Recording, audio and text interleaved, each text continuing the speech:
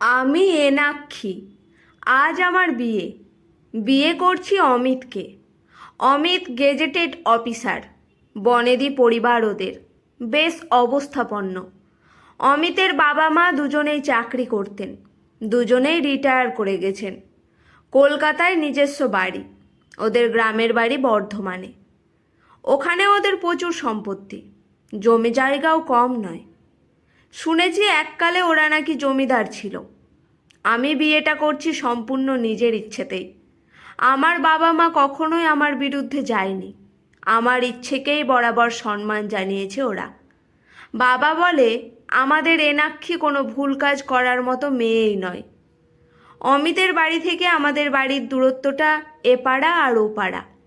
হেঁটে গেলে 5 মিনিট। কয়েকটা বাড়ির পর একটা খেলার মাঠ। খেলার মাঠটা ছাড়িয়ে গিয়ে রাস্তার ওপর ডান দিকের দোতলা বাড়িটায় অমিতদের। বিয়েটা আমার দেখাশোনা করে। কিন্তু সে কথা কেউ বিশ্বাস করতেই চায় না। বিশ্বাস না করাটাই হয়তো স্বাভাবিক। আমাদেরই প্রতিবেশী কাকিমা আমার বিয়ের কদিন আগেই আমার মাকে বলেই ফেলল, শুনছি মেয়ের নাকি বিয়ে। বেশ বড়লোক দেখেই তো মেয়ে পছন্দ করেছে। আমার মা এমন কথার উত্তর দেয়নি। সত্যিটা বোঝানোর দায় আমার মায়ের নয়। বোঝাতে গেলে বুঝবে তো নাই, উল্টে অন্য মানে করবে। আমার খুব কাছেরই একজন বন্ধু, দেখলাম সেও আমাকে বলল, তোর মতো সুন্দরী একটা মেয়ে ওই রকম একটা ছেলেকে বিয়ে করতে রাজি হয়ে গেলি, কি ব্যাপার বলতো? যতই টাকা পয়সা থাক, জীবনে টাকাটাই সব নয়। ওর থেকে সৌরভদা ঢের গুণে ভালো ছিল। বাবার একমাত্র ছেলে, হয়তো ছোটোখাটো একটা চাকরি করে, আর তুই তাকে না করে দিলি। সৌরভ মানে আমাদের কলেজেই পড়তো, আমার থেকে 2 বছরের সিনিয়র। ফার্স্ট ইয়ারে যখন পড়তাম তখন আমাকে প্রপোজ করেছিল। আমি রাজি হইনি। প্রেম করে বিয়ে করব এমন ভাবনা কোনো কালেই আমার ছিল না। জানি না কেন প্রেমের ওপর ভরসা করতে পারতাম না। সব মানুষ তো সমান হয় না। সে যাই হোক, সকালে দধিমঙ্গলের অনুষ্ঠান হয়ে গেছে। বাড়িতে অনেক লোকজন, সানায় বাসছে সকাল থেকে। গায়ে হলুদের তত্ত্ব এসেছে, সবাই তত্ত্ব দেখছে। কিছুক্ষণ পর গায়ে হলুদ পড়বে। মনে মনে ভাবছি বিয়ের কত রীতি, কত আচার। ও বাড়ি থেকে তত্ত্বে পাঠানো কাঁচা হলুদ রঙের শাড়িটা পরেছি। এ তত্ত্ব দেখে অনেকেই কানাঘুষো করছে, কানেও আসছে সব কিছু কথা। কে যেন বলল, বড়লোক বাড়ির বউ হয়ে যাবে, তা এসব তো দেবেই। প্রেম না করলে ওর বাবার ক্ষমতা ছিল ওই বাড়িতে মেয়ের বিয়ে দেওয়ার। বাড়ির প্রত্যেকটা মানুষের ইনকাম আছে, সবাই সোনার ডিম পাড়া হাঁস। ভাগ্যিস মেয়েটার রূপ ছিল, ওতেই তো পটিয়েছে। বাড়ির প্রত্যেকটা মানুষকে বশ করেছে। সুচ হয়ে ঢুকে ফাল হয়ে বেরোলো। তা না হলে কোনো বাবা মা জেনে শুনে ওই ছেলের সাথে বিয়ে দেয়? কথাগুলো আমি শুনেও চুপ করে থাকছি। মানুষ অনেক কিছুই বলবে।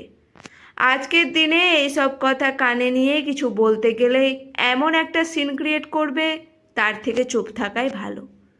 আসলে বিয়েটা আমি নিজেই করছি, আর আমার বাবা মা জেনে শুনেই অমিতের সাথেই বিয়েটা দিচ্ছে।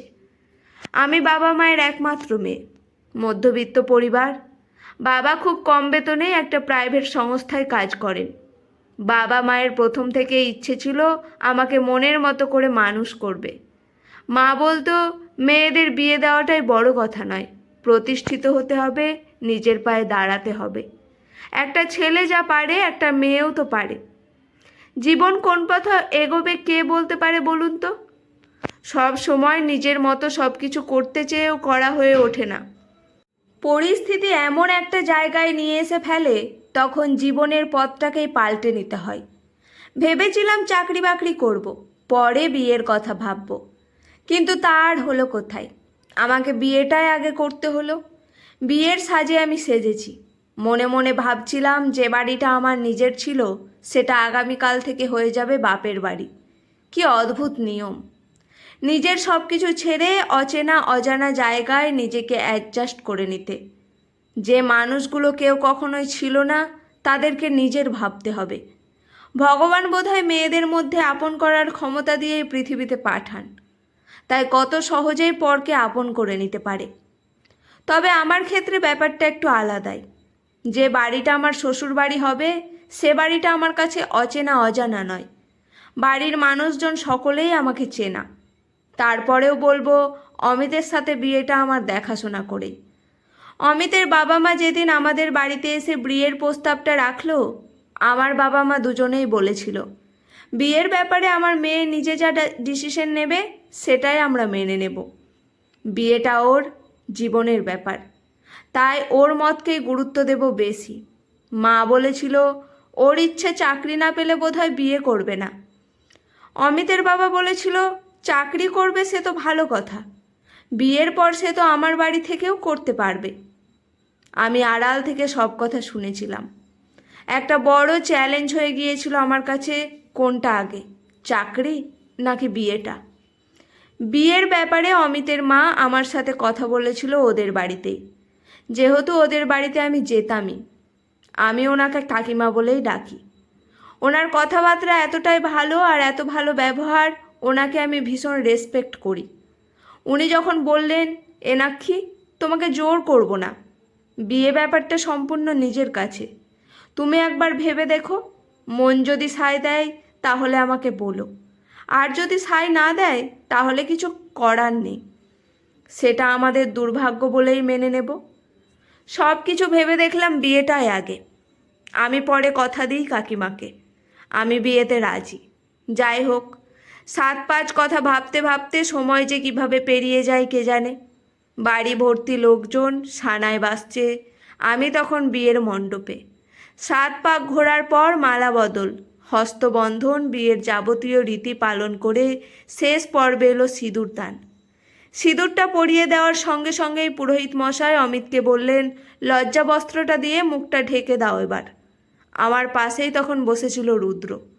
রুদ্র আমার দিকে তাকিয়ে বলল, মাসিমণি তোমাকে সিঁদুর পরিয়ে দিয়েতে আজ খুব সুন্দর লাগছে। রুদ্র মানে আমার দিদি, অন্তরার একমাত্র ছেলে। নিজের দিদি না হলেও আমি অন্তরাদিকে নিজের দিদিই মনে করতাম। তার কারণ অন্তরাদির আন্তরিক ব্যবহার। আমি রুদ্রকে পড়াতাম, রুদ্র আমাকে মাসিমণি বলেই ডাকে।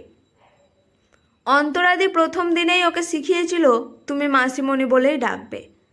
তারপর থেকে রুদ্র আমাকে মাসিমণি বলেই ডাকে। রুদ্রর এই মাসিমণি ডাকটার মধ্যে আমি যেন কেমন একটা টান অনুভব করতাম। অন্তরাদি আমাকে বলতো, জানো এনেক্ষী, আমার কাছে একদম পড়তে চায় না, তোমার কাছে যতটুকু পড়তে চায় ততটুকুই।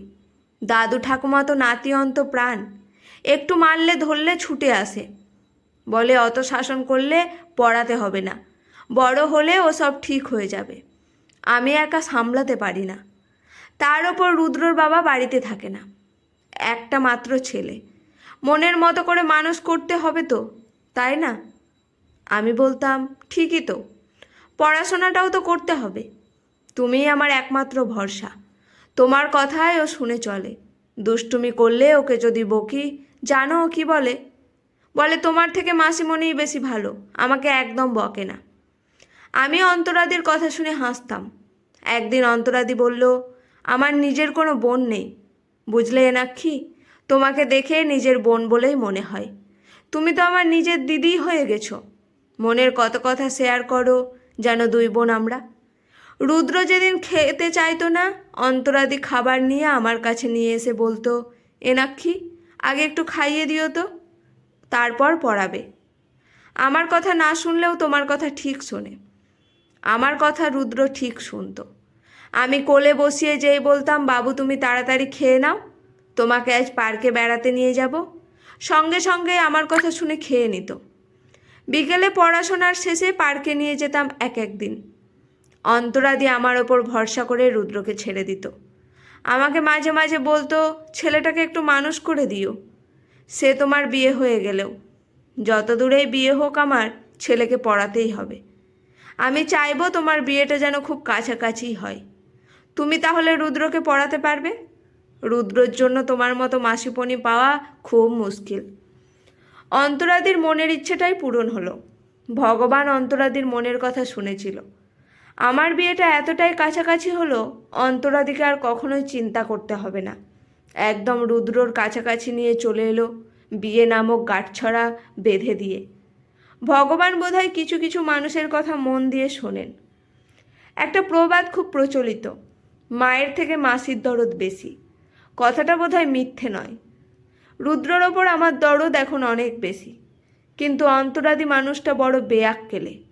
তা না হলে এভাবে রুদ্রকে রেখে চলে যায়? কথাগুলো ভাবলেই যেন চোখে জল আসে।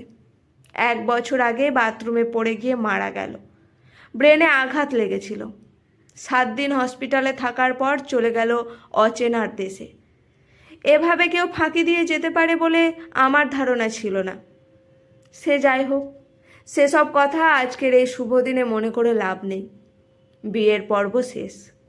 রুদ্র তখন আমার কোলে আছে। ঘাড়টা উঁচু করে আমার দিকে তাকিয়ে জিজ্ঞেস করলো, মাসিমণি, এবার থেকে তুমি আমাদের বাড়িতে থাকবে তো? আর মাসিমণি নয়, আজ থেকে মা বলে ডাকবে। পাশ থেকে কথাটা বলে উঠল অমিত। আসলে অমিতই রুদ্রর বাবা। বাবার কথা একটু জেদ ধরে রুদ্র বলল, না, আমি মাসিমণি বলেই ডাকবো। মাসিমণি যদি মা বলে ডাকতে বলে তবেই মা বলবো। চোখের জল আর আটকাতে পারলাম না। রুদ্রকে আদর করতে করতে বুকে জড়িয়ে নিয়ে বললাম, আজ থেকে শুধু মা আর মা। মাসিমণি ডাকলেও আমি যে মা ডাকি শুনবো বাবা। মনে মনে তখন ভাবি, মা আর মাসি কি আলাদা হয়? কখন যে এক হয়ে গিয়েছে সেটা বুঝতেই পারিনি। মানুষ সব কিছু ঠিক করে রাখে, ভগবান বোধহয় নতুন ঠিকানা গড়ে দেয়। নতুন ঠিকানায় মানুষ তাই নতুন করেই বেঁচে ওঠে নতুন কোনো বন্ধনে।